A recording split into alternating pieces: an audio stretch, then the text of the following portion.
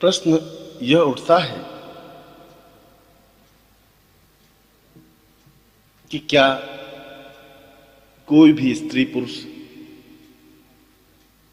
साधक या साधिका इस सिद्धाश्रम में जा सकता है, वहां रह सकता है, वहां का आनंद ले सकता है, और क्या वह वापस इस जीवन में, इस संसार में, इस समाज में आ सकता है? इसका उत्तर स्वीकृति में है। कोई भी व्यक्ति या स्त्री, कोई भी साधक या साधिका निश्चय ही सिद्धाश्रम में जा सकते हैं। वहां जितना समय चाहें रह सकते हैं। सिद्ध योगा झील में स्नान कर रोग रहित और मृत्यु रहित बन सकते हैं। और जब वे चाहें वापस इस देश में, इस संसार में, इस समाज में आ सकते हैं इसी शरीर से। इसके लिए शरीर बदलने की कोई आवश्यकता नहीं है। ऐसा भी नहीं है कि यह केवल एक कल्पना है या अनुभूति है। ऐसा भी नहीं है कि किसी सूक्ष्म शरीर या प्राण को ही वहां भेजा जा सकता है और यह शरीर यहीं बना रहे। ऐसा नहीं। जो हमारा शरीर है, जितना हमारा आकार प्रकार है, इस पूरे शरीर को हम सिद्धाश्रम में ले जा सकते हैं, या दूसरे शब्दों में हम चलकर, गतिशील होकर सिद्धाश्रम में पहुंच सकते हैं। जो हमारा शरीर है, जो हमारे हाथ पैर हैं, जो हमारी चेतना है, जो हमारा मस्तिष्क है, उसके माध्यम से उस सिद्धाश्रम को परखा जा सकता है, देखा जा सकता है, आनंद लिया जा सकता है और वहां की विशेषताओं को अपने आप में समेटा जा सकता है।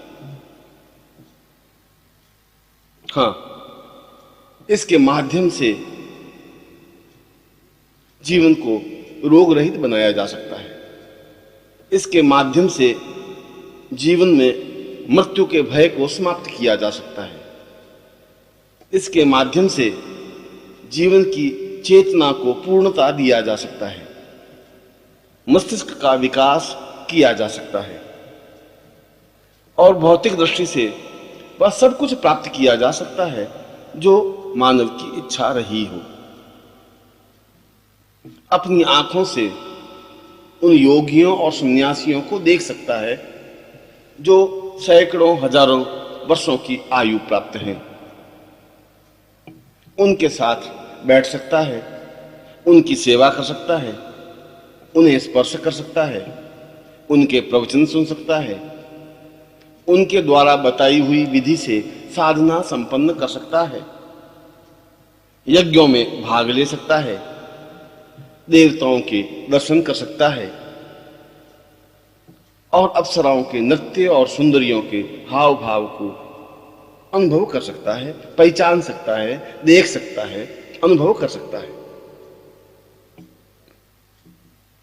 और ऐसा होना ही चाहिए, क्योंकि जीवन की पूर्णता तो तभी है कि जब हम सिद्धाश्रम में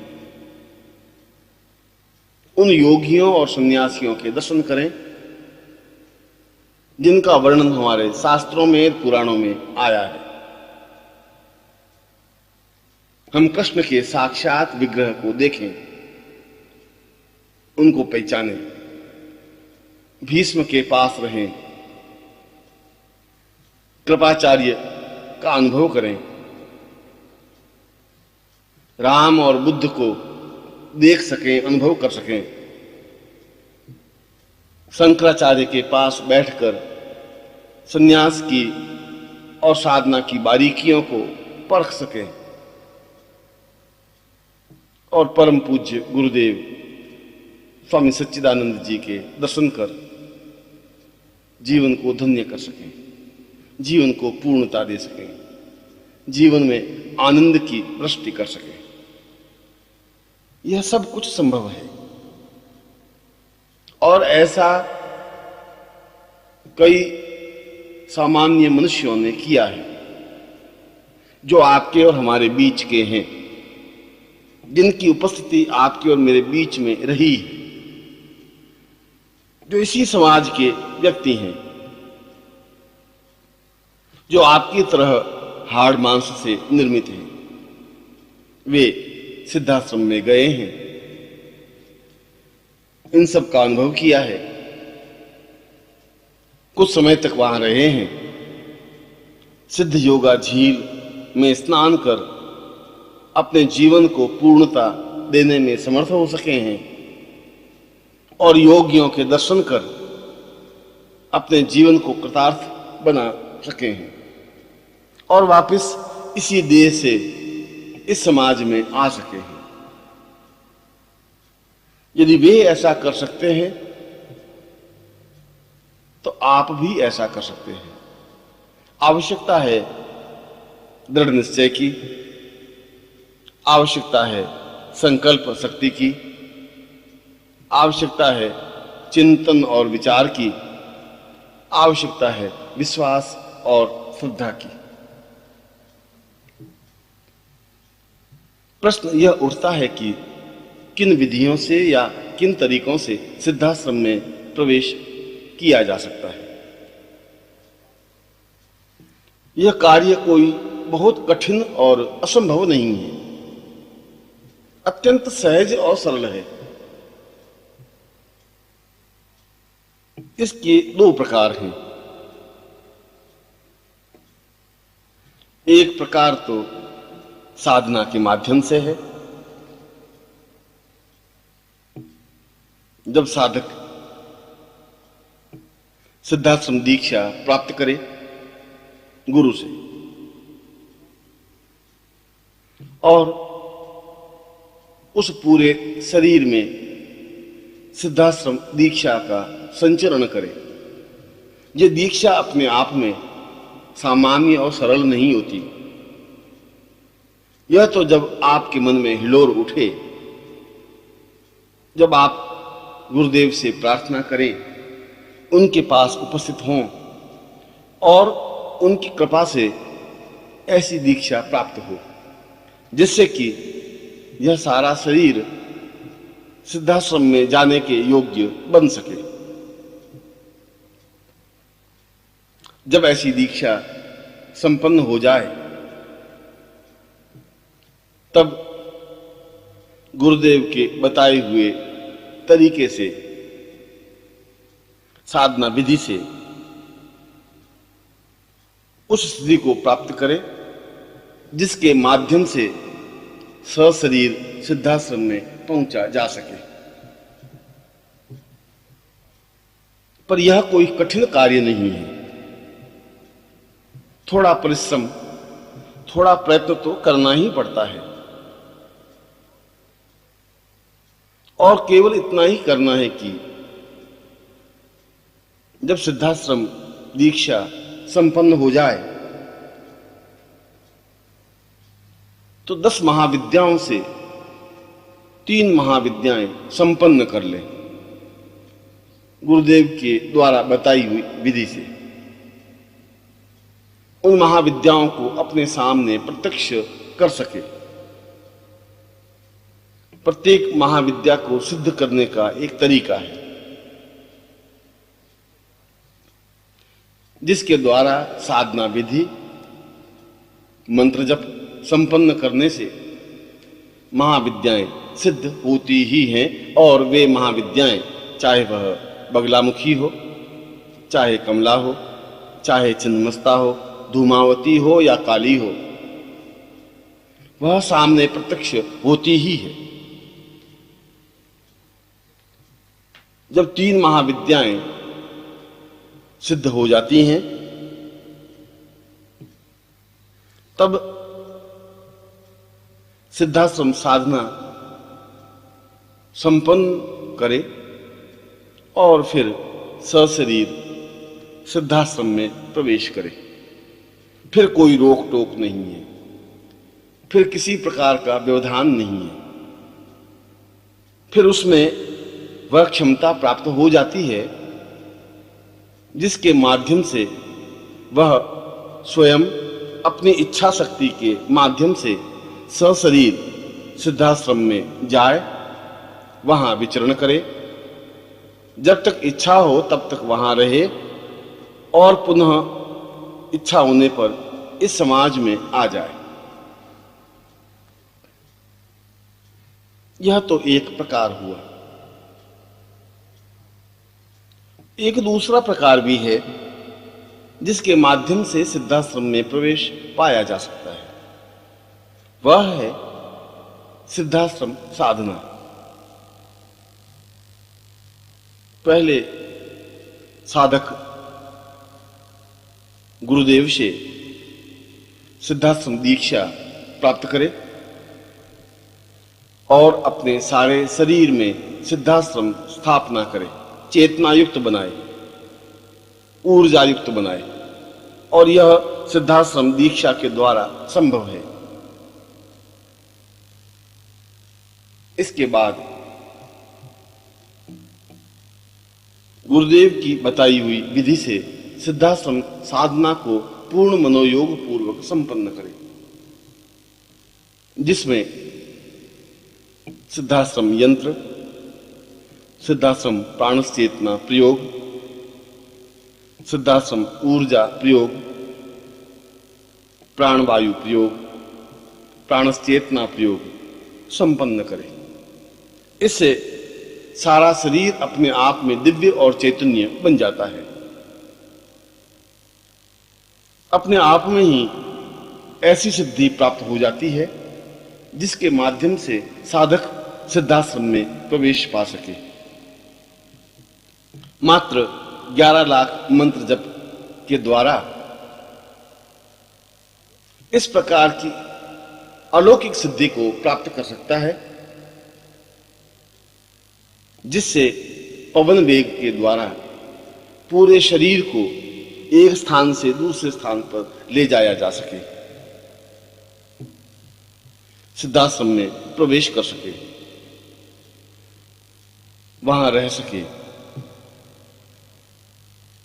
और पुनः सिद्धाश्रम से इस समाज में आ सके, क्रियाकलाप संपन्न कर सके, वहां की अनुभूतियों को, वहां के अलौकिक आनंद को अनुभव कर सके, देख सके, समझ सके।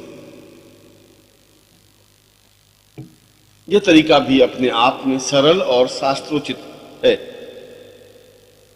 जिसे संपन्न कर कई साधकों ने इस क्रिया को संपन्न किया है, जिसके माध्यम से वे सिद्धाश्रम में जा सके हैं, वहां का आनंद ले सके हैं। आवश्यकता है दृढ़ निश्चय की, आवश्यकता है इस चिंतन की कि मुझे हर हालत में, हर स्थिति में गुरुदेव की सामीप्यता प्राप्त करनी ही है, उनसे सिद्धाश्रम दीक्षा लेनी ही है, उनसे सिद्धाश्रम साधना प्राप्त करनी ही है और इस साधना को पूर्णता के साथ संपन्न करनी ही है। जब साधक ऐसा निश्चय कर लेता है तो फिर उसके मार्ग में किसी प्रकार की कोई रुकावट या बाधा व्याप्त नहीं होती, फिर किसी प्रकार की कोई अड़चन आती ही नहीं। फिर तो उसका मार्ग अपने आप में ही प्रशस्त और सरल हो जाता है, क्योंकि गुरुदेव की उपस्थिति तो प्रत्येक क्षण उसके साथ रहती ही है, क्योंकि वह गुरुदेव से दीक्षा प्राप्त होता है। और तीसरा एक और प्रकार है, एक और तरीका है जिसके माध्यम से भी सिद्धाश्रम में प्रवेश पाया जा सकता है। यह है गुरु के साथ सिद्धाश्रम में प्रवेश करने की स्थिति। पर इसके लिए जरूरी है कि वह शिष्य हो और इससे भी ज्यादा जरूरी हो कि वह सेवा के माध्यम से गुरु की कृपा प्राप्त करे। वह किसी साधना के माध्यम से गुरु की प्रसन्नता प्राप्त नहीं करता। वह किसी मंत्र जाप के माध्यम से गुरु की कृपा प्राप्त नहीं करता। उसे तो केवल सेवा का ज्ञान है। सेवा का तात्पर्य है गुरुदेव की जो इच्छा हो उसे पूर्णता दे, उनके बताए हुए कार्यों को संपन्न करे। वे कौन सा कार्य सौंपते हैं, किस तरीके से सौंपते हैं, यह तो वे जाने। शिष्य उसमें व्यवधान नहीं डाले, नानुच नहीं करे, इस प्रकार के कार्यों में तर्क वितर्क नहीं करे। जो कहे वह करे, पूर्णता के साथ और मनोयोग पूर्वक करे। और इस सेवा के माध्यम से भी गुरुदेव की प्रसन्नता प्राप्त की जा सकती है। पर इसके लिए जरूरी है कि गुरु वह हो जो सिद्धाश्रम में गया हुआ हो, जिसको सिद्धाश्रम में जाने का ज्ञान हो, जो इससे पहले भी सिद्धाश्रम गया हो, जिसकी उपस्थिति सिद्धाश्रम में रही हो। वही तो अपने शिष्य को सिद्धाश्रम में ले जा सकता है। प्रत्येक गुरु के लिए यह संभव नहीं होता कि वह शिष्य को सिद्धाश्रम ले जा सके। जो स्वयं नहीं जा सका वह दूसरों को कैसे ले जाएगा? जिसमें खुद में चेतना नहीं है वह दूसरों को चेतना कैसे दे सकता है? पाखंड और ढोंग से, प्रदर्शन और दिखावे से तो सिद्धाश्रम में प्रवेश नहीं पाया जा सकता। इसके लिए तो ऐसे सशक्त गुरु की जरूरत है जो सिद्धाश्रम का योगी हो, जो सिद्धाश्रम में गया हुआ हो, जिसको सिद्धाश्रम के रास्तों का ज्ञान हो, जो सशरीर सिद्धाश्रम में प्रवेश पाने का आकांक्षी हो, जो इससे पहले भी अपने शरीर के साथ सिद्धाश्रम में विचरण कर चुका हो। ऐसी ही गुरु की आवश्यकता इसमें होती है। और यदि जीवन में ऐसे गुरु मिल जाएं, तो फिर एक क्षण भी चूकना उचित नहीं है। जीवन के जिस मोड़ में भी वह मिल जाएं, जीवन के जिस स्थिति में भी ऐसे गुरु दिख जाएं, दौड़कर उनके चरणों को पकड़ लेना ही जीवन की पूर्णता है। उनके चरणों से लिपट जाना ही जीवन की श्रेष्ठता है। उनके चरणों से एकाकार हो जाना ही जीवन की प्रामाणिकता है। और ऐसी स्थिति आने पर वह केवल गुरु सेवा के द्वारा ही उस स्थिति को प्राप्त करता है जो साधना के द्वारा प्राप्त होती है।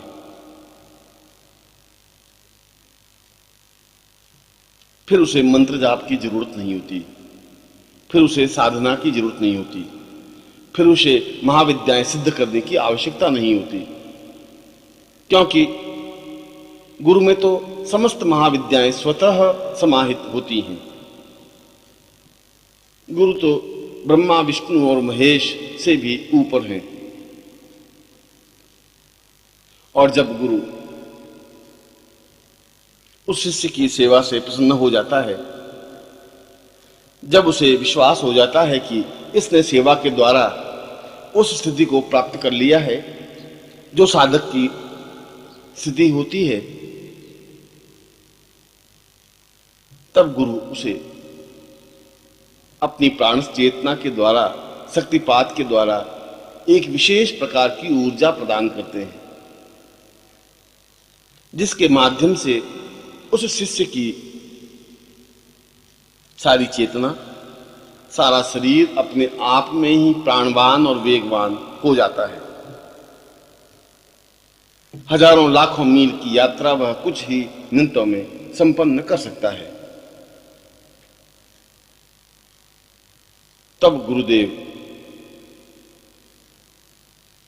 किसी एक विशेष समय में उस शिष्य को अपने साथ सिद्धाश्रम में ले जाते हैं। उस शिष्य को सिद्धाश्रम से परिचित कराते हैं और वह शिष्य या शिष्या सशरीर सिद्धाश्रम में विचरण कर सकती है। उसे भी वही स्थिति प्राप्त होती है जो साधक को प्राप्त होती है। उसे भी वही स्थिति प्राप्त होती है जिसके माध्यम से वह जितना समय चाहे सिद्धाश्रम में रह सकता है, उन योगियों के दर्शन कर सकता है, क्योंकि गुरु तो वहां पर भी वंदनीय होता है, क्योंकि वह इससे पहले कई बार सिद्धाश्रम जा चुका होता है। वहां की प्रत्येक घटना का वह साक्षीभूत स्वरूप होता है। वहां के कण कण से वह परिचित होता है।